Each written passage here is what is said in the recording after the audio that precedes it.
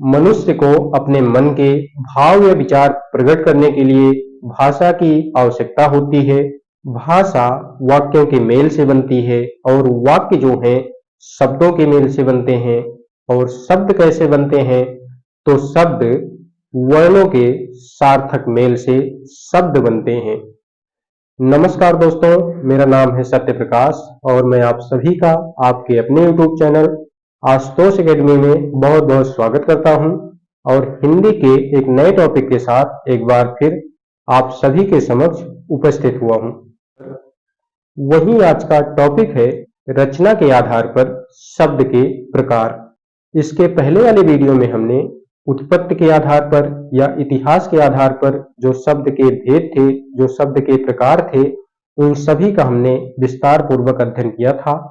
वहीं आज के इस वीडियो में हम रचना के आधार पर शब्द के कितने प्रकार हैं, कितने भेद हैं, उन सभी का हम उदाहरण सहित विस्तार पूर्वक अध्ययन करेंगे। तो चलिए देखते हैं रचना के आधार पर शब्द के कितने प्रकार हैं और कौन कौन से हैं। तो आज का टॉपिक है हमारा रचना के आधार पर शब्द के प्रकार।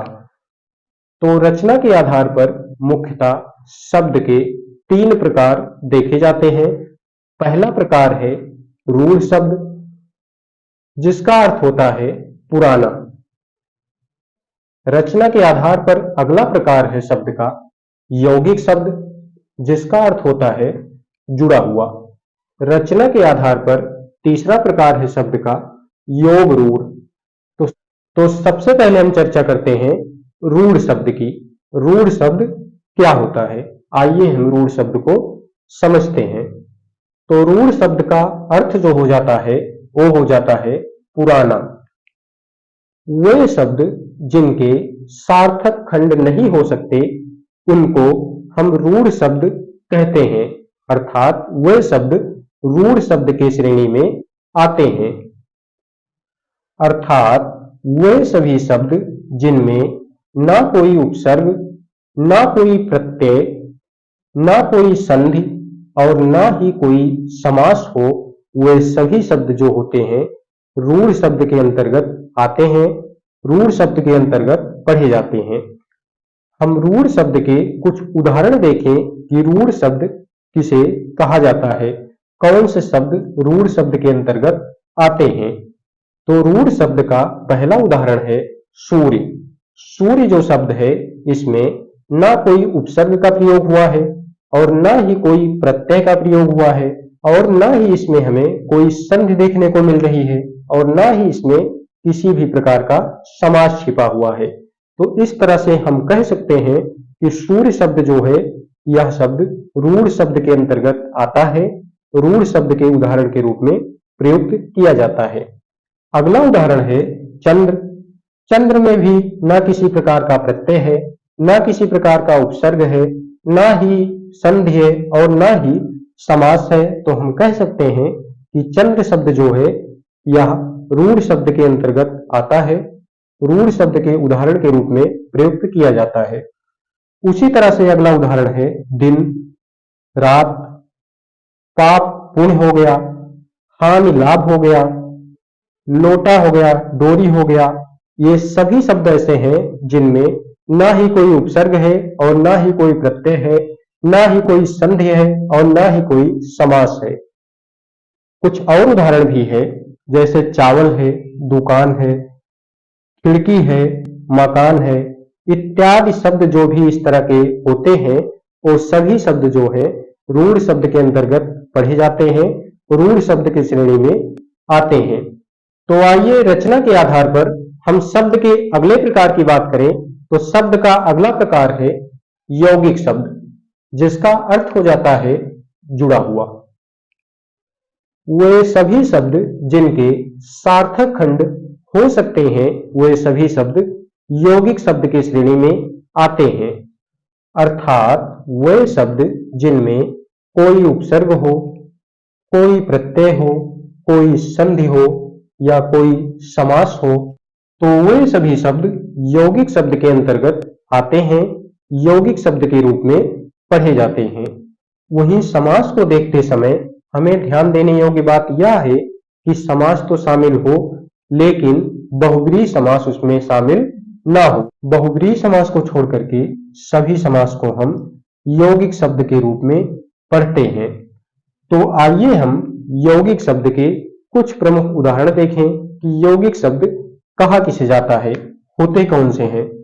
तो पहला यौगिक शब्द का उदाहरण है मित्रता। मित्रता में ता प्रत्यय देखने को मिलता है।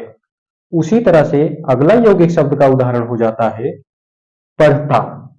पढ़ता में भी ता प्रत्यय देखने को मिल रहा है। अगला यौगिक शब्द का उदाहरण हो जाता है पवन। पवन में हमें उपसर्ग देखने को मिलता है। यौगिक शब्द का अगला उदाहरण है विद्यालय। विद्यालय में हमें साफ साफ संधि देखने को मिल रही है। अगले उदाहरण की बात करें तो न्यून, इसमें भी हमें संधि देखने को मिल रही है। यौगिक शब्द का अगला उदाहरण है प्रदेश। प्रदेश में भी हमको उपसर्ग देखने को मिलता है। अगला उदाहरण हो जाता है प्रहार। प्रहार में भी उपसर्ग जो है साफ साफ दिखाई दे रहा है। अगला उदाहरण हो जाता है विज्ञान। इसमें भी उपसर्ग देखने को मिलता है, अर्थात इसमें उपसर्ग है।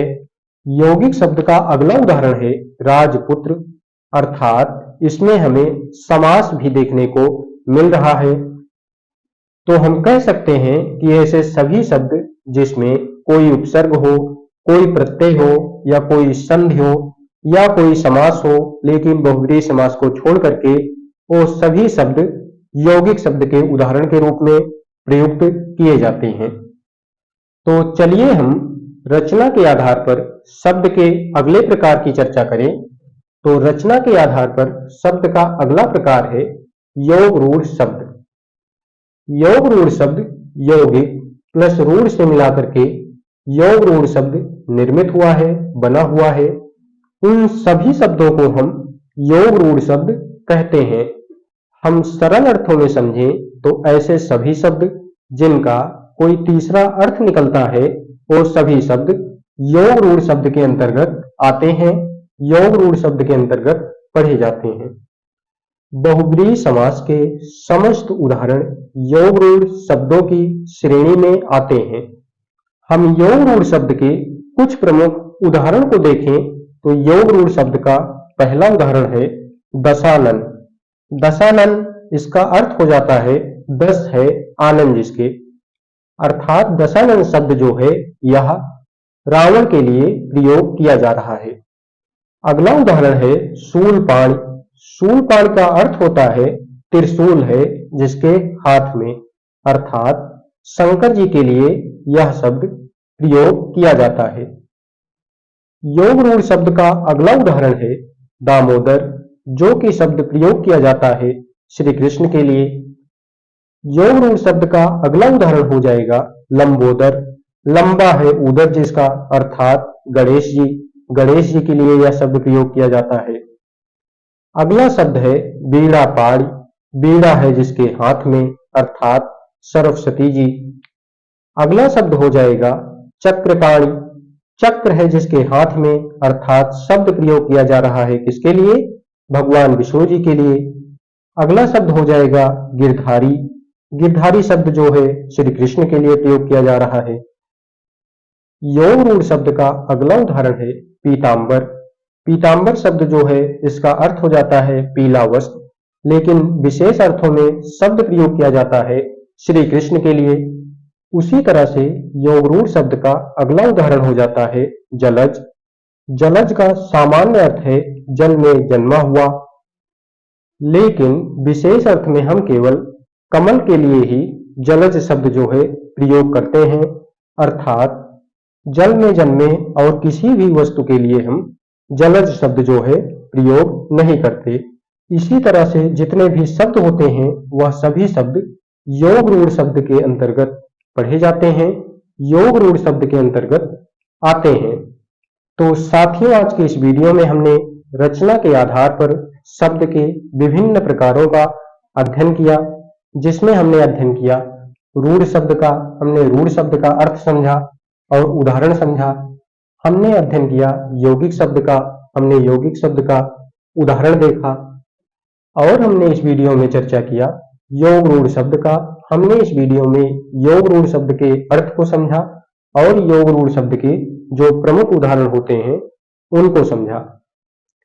तो इसके अगले वीडियो में हम रूप के आधार पर और अर्थ के आधार पर शब्द के जितने भी प्रकार होते हैं उन सभी का हम अर्थ सहित और उदाहरण सहित विस्तार से चर्चा करेंगे, अध्ययन करेंगे। तो मिलते हैं हिंदी के एक नए वीडियो में एक नए टॉपिक के साथ। धन्यवाद।